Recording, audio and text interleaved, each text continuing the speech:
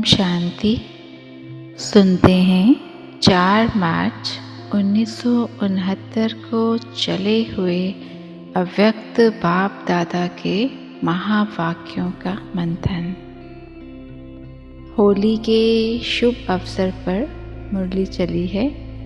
जो बीता उसे होली करना ही होली मनाना है। बहुत एकाग्रता से सुनेंगे। बाबा ने हम बच्चों से पूछा, होली कैसे मनाई जाती है?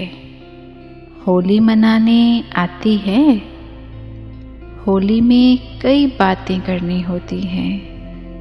रंगा भी जाता है, जलाया भी जाता है और साथ साथ श्रृंगारा भी जाता है और कुछ मिटाना भी होता है।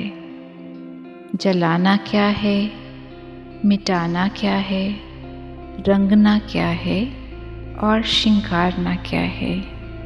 अगर इन चारों बातों में से कुछ कमी है तो मनाना नहीं कहेंगे। होली के दिनों में बहुत सुंदर सजते हैं, देवताओं के समान। सजावट में मुख्य होली का श्रृंगार कौन सा होता है? सांग जो बनाते हैं उन्हों को पहले मस्तक में बल्ब लगाते हैं। यह भी इस समय की कॉपी की हुई है। आपका भी संगम का मुख्य श्रृंगार है मस्तक पर आत्मा का दीपक जलाना। इसकी निशानी बल्ब जलाते हैं।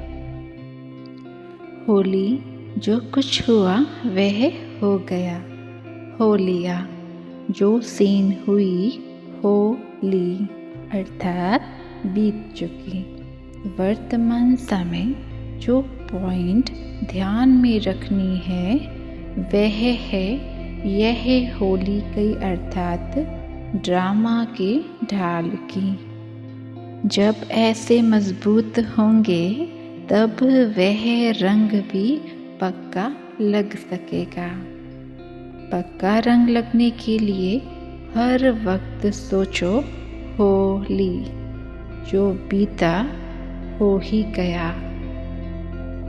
फिर बाबा ने कहा, ड्रामा की सीन पर मंथन करना, क्यों, क्या, कैसे, यह किस चीज़ का मंथन है?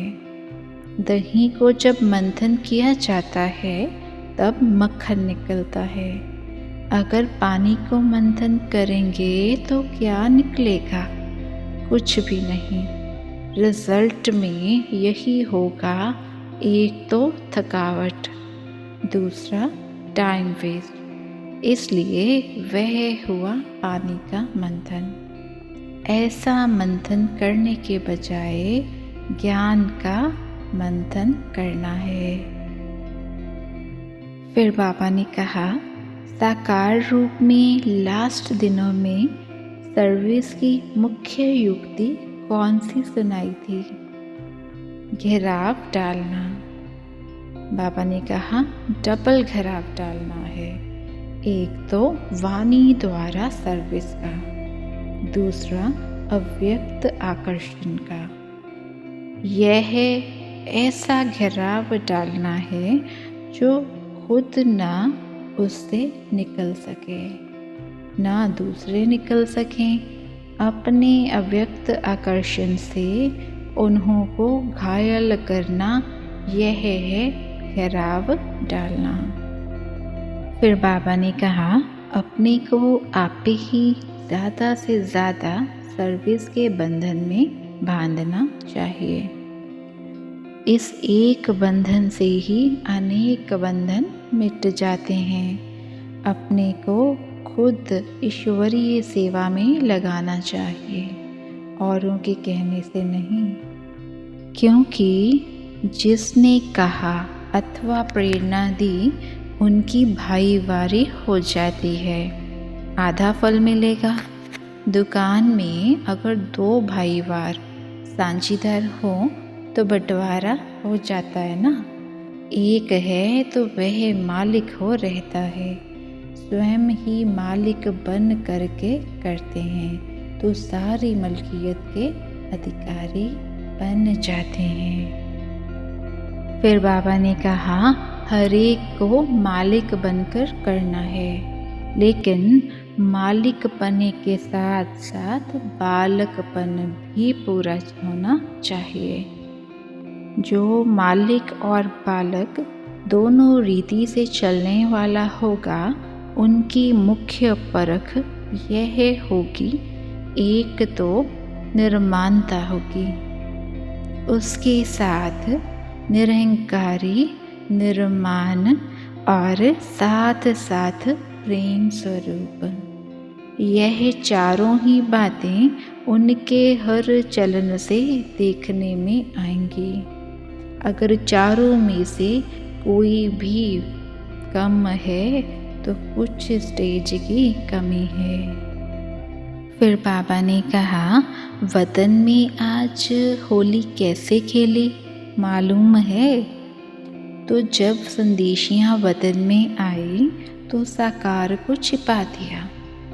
एक बहुत सुंदर फूलों की पहाड़ी बनाई थी, उनके अंदर साकार को छिपाया हुआ था।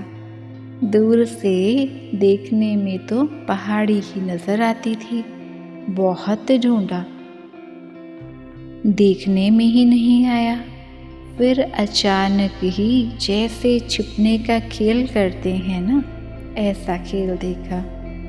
फूलों के बीच साकार बैठा हुआ नजर आया। अब सुनते हैं मुरली के मुख्य पॉइंट्स। पहला है, मस्तक पर आत्मा का दीपक जलाना है। दूसरा है, पक्का रंग रंगने के लिए हर वक्त सोचो होली। तीसरा पॉइंट है, मालिक पने के साथ साथ बालकपन भी पूरा होना चाहिए। चौथा पॉइंट है, ड्रामा की सीन पर मंथन नहीं करना है, ज्ञान का मंथन करना है।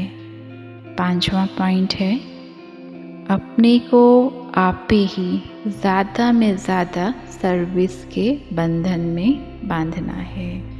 ओम शांति।